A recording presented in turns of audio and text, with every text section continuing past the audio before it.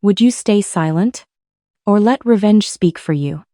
Welcome to the stories on Shattered Vengeance.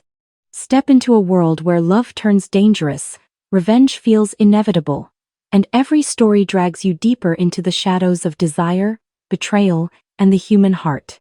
Let's begin today's story. The call came from Andrea Liu at Premier Event Insurance.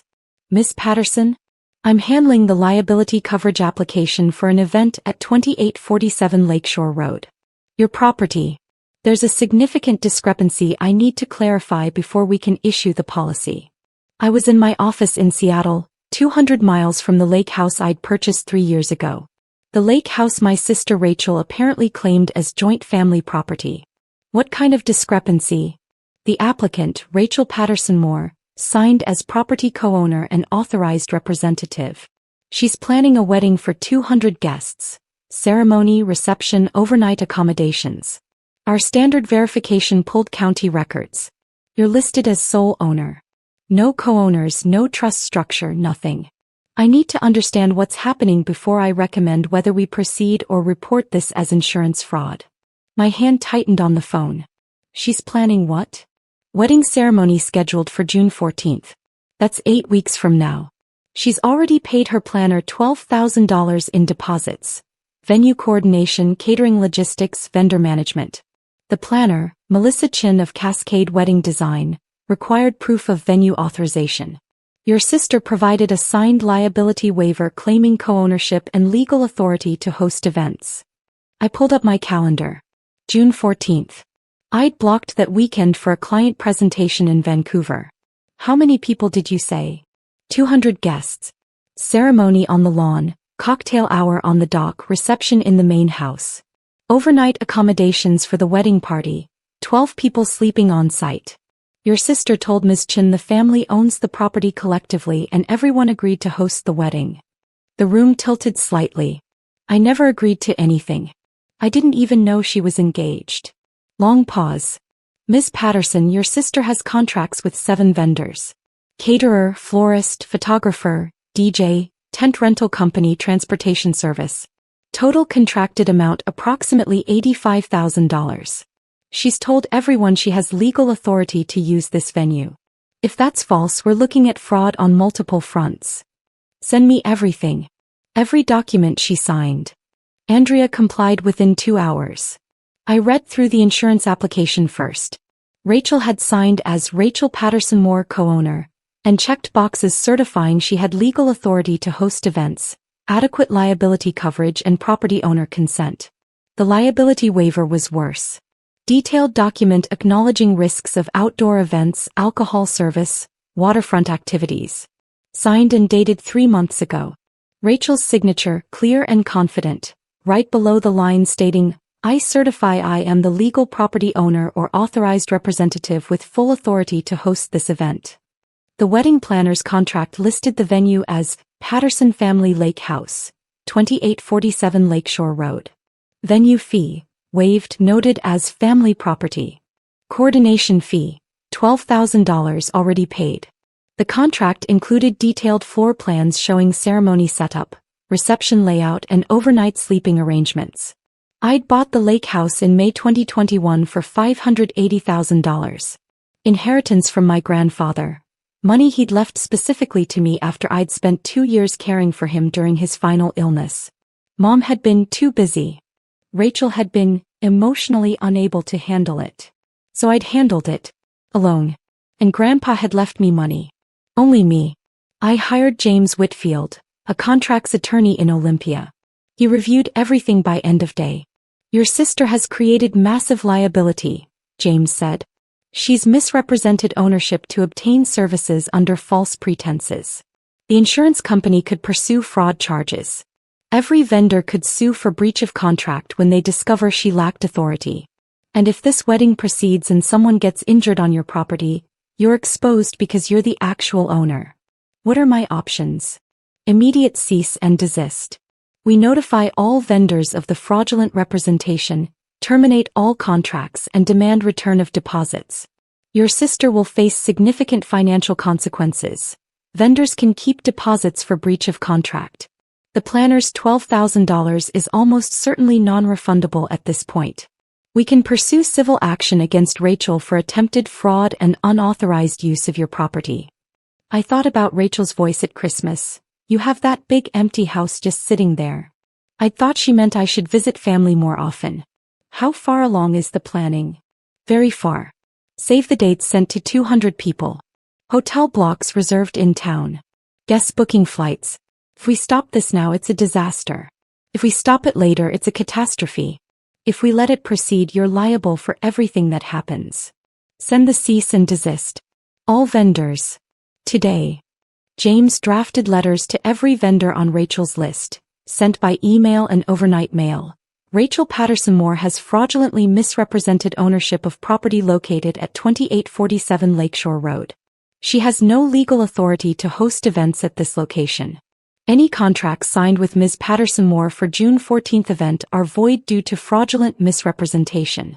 The actual property owner, Rebecca Patterson, has not authorized this event and explicitly prohibits it. Rachel called 37 minutes after vendors received the emails. What the hell did you do? Stopped you from committing insurance fraud. It's a family property. Grandpa would have wanted. Grandpa left it to me. Only me. In a will drafted by his attorney, signed by witnesses, probated in court. You know this because Mom complained about it for 8 months.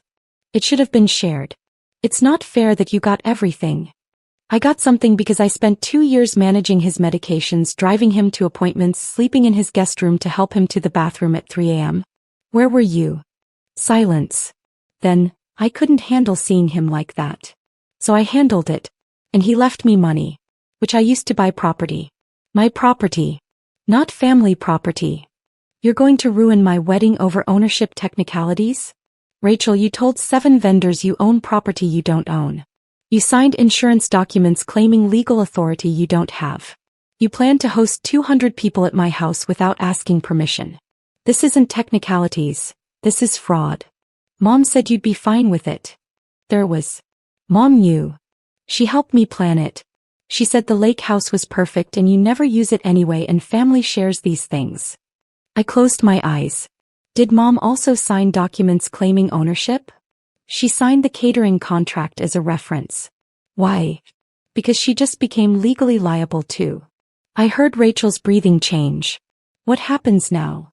Every vendor keeps your deposits for fraudulent misrepresentation. You lose the $12,000 to the planner. The insurance company is deciding whether to report you for insurance fraud. You need to tell your 200 guests the venue fell through. And you need to find a new location in 8 weeks. I can't afford another venue. We already paid deposits. You could have asked me, Rachel. Before signing contracts. Before lying to vendors. Before committing fraud. You could have asked. Would you have said yes? I thought about that. About Rachel borrowing my car in college and returning it with a cracked windshield. Accidents happen. About her borrowing my designer jacket and returning it stained. Dry cleaning is expensive. About her asking to stay at my Seattle apartment for a few days, and staying 6 weeks while I slept on my own couch. No, I said honestly. I wouldn't have. Because you don't respect boundaries, you don't respect property, and you don't respect me. She hung up. The vendor fallout was immediate and comprehensive. The planner, Melissa Chen, kept the full $12,000 deposit. Her contract specified non-refundable payments after 3 months, and Rachel had signed 4 months ago. The caterer kept $8,500. The florist kept $3,200. The tent company kept $2,800. Total lost deposits, $26,500. Mom called that evening. You're destroying your sister's wedding over pride. I'm protecting my property from fraud. Family shares. That's what family does. Family asks permission. Family respects ownership. Family doesn't commit insurance fraud. She made a mistake. She assumed you'd be supportive. She assumed she could steal my property for her wedding and I'd accept it. That's not a mistake, that's entitlement. Entitlement? She's your sister. I thought about the ghost ledger, years of items I could invoice. Rachel's destination bachelorette party that I'd paid $1,800 to attend because she really wanted me there. Her student loans I'd co-signed when she was 23, defaulting after 8 months, destroying my credit for 3 years. The bridesmaid dress for her first wedding. Yes, first wedding, that cost $340 and I wore once. Every transaction the same. Rachel wants, I provide, Rachel moves on. I'm done being the family bank, I said. Find another venue. Mom hung up. James sent a formal letter to my parents. Any future attempts to misrepresent ownership of property at 2847 Lakeshore Road will result in immediate legal action including trespassing charges, civil suits for damages and criminal complaints for fraud.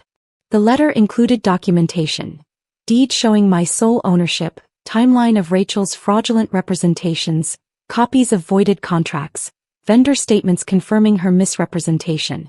Mom called it legal bullying. I called it establishing boundaries. Rachel did find another venue, a community center 40 minutes outside Seattle. Capacity, 100 guests. Cost, significantly higher than she'd budgeted because she was booking 8 weeks out. She had to cut her guest list in half and downgrade her catering package. She sent a group text to extended family. Due to unforeseen circumstances beyond our control, we've had to change venues and reduce guest count. Some of you will unfortunately no longer be invited. My aunt called me. What happened with the lake house? Rachel never asked to use it. She just took it. That sounds like Rachel. It did. 3 months later, I sit on my dock with evening wine, watching sunset paint the lake in shades of orange and pink. The water is perfectly still, reflecting sky and trees. Inside, the house is quiet. My space, my peace, my sanctuary. Rachel's wedding happened. 100 guests instead of 200. Community center instead of lakefront estate. She posted photos on social media. Everything looked fine, slightly scaled down, perfectly adequate. She hasn't spoken to me since April. Mom sends occasional guilt trip texts that I don't answer. My aunt privately told me I did the right thing. I installed a proper security system after the cease and desist. Cameras, motion sensors, monitored alarm. Anyone who approaches without permission, I'll know immediately. The lake house isn't family property. It's my property. Bought with my inheritance, maintained with my income, protected with legal boundaries. Rachel wanted a venue. She saw my house and decided it was hers to take. She learned otherwise. The water laps quietly against the dock. The evening air smells like pine and water and freedom. Inside, my home waits, secure, private, undeniably mine. And that clarity is worth every burned bridge.